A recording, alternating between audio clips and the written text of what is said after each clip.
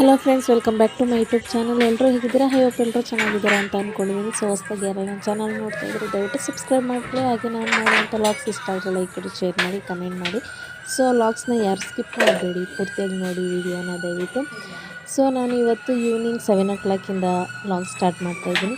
So ಏನಪ್ಪ ಅಂತ ಹೇಳಿದ್ರೆ, ಇವತ್ತು ಐಬ್ರೋ ಮಾಡಿಸ್ಕೊಳ್ಳೋಣ ಅಂತೇಳಿ ನಾನು ಪಾರ್ಲರ್ಗೆ ಅಂತ ಹೋದೆ.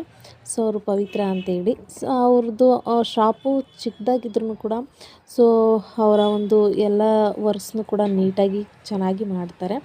ಸೊ ನಾನು ಐಬ್ರೋಗೆ ಅಂತ ಹೋದೆ, ಐಬ್ರೋನು ಕೂಡ ಮಾಡಿಸ್ಕೊಂಡೆ.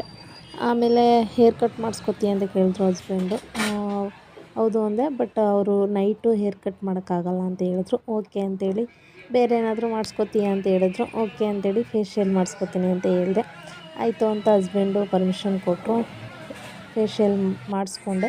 ಸೊ ಅವರು ಅಕ್ಕ ಏನು ಸ್ಟೆಪ್ಸ್ ಇದೆ ಎಲ್ಲನೂ ಕೂಡ ಮಾಡ್ಕೊಂಡು ಬಂದರು.